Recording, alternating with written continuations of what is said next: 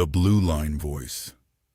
Blood, sand, and smoke.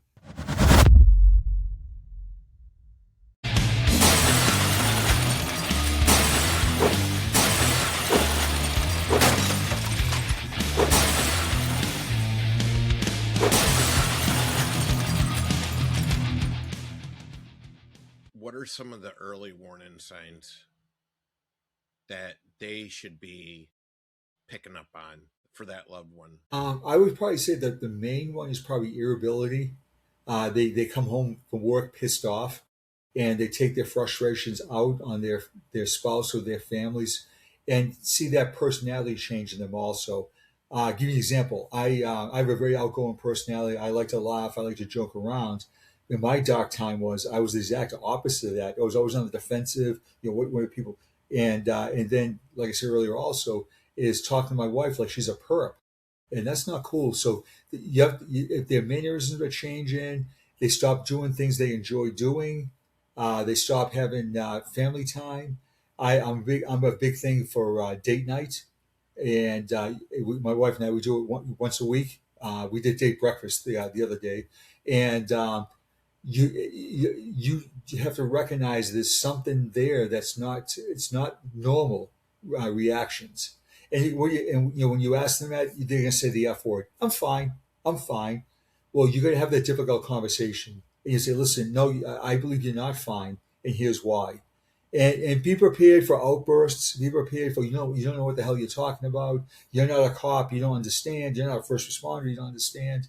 But the bottom line is, if you care about that person that you see is struggling, do the right thing for that person. Yeah, the signs, there's going to be an indicator. There's going to be something, and I believe there is support out there for spouses and partners of first responders too that can help them uh, not only pick up on signs, because I don't think we want to be, as my spouse or my partner, going to commit suicide, but where do I get them help, or what can I do for them, and whatnot. So, and that's important too. So spouses need to be, they're a very critical component. 100%. They are, when they get involved with uh, their spouse or the partner or whatever, and let's say you're already a first responder, a cop, or a firefighter, or whatever you are, they they are coming into that environment and they're accepting you for who you are, and this is your profession. So they're kind of coming along for the ride, aren't they?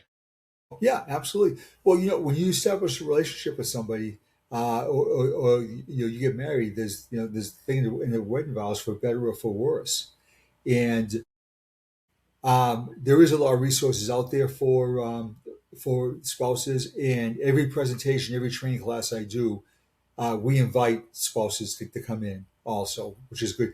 A retreat I was at a couple of years ago, they invited the spouses there, and you get to see the first day there. You can see the tension between the couples, not everybody, but the couples.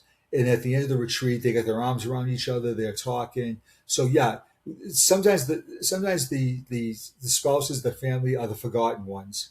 But like I said earlier, the bottom line is this: when you're 80 years old, your family's going to be there for you, but they're going to remember the bad times, and you have to make those bad times the good times.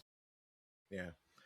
So with protecting the guardian, there, I'm hoping, and there will be agencies that see this, or other, administrators or other officers, if they want to get a hold of you or the organization, what is the best way to do it?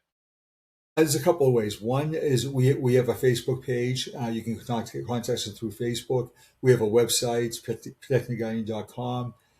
They can reach out to me personally. My email is mark@protectingtheguardian.com, and we can get things rolling. Absolutely.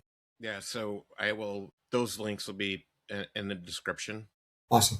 So anybody that listens to this, just go into the description, and they'll be able to find those resources to get a hold of you directly or the organization.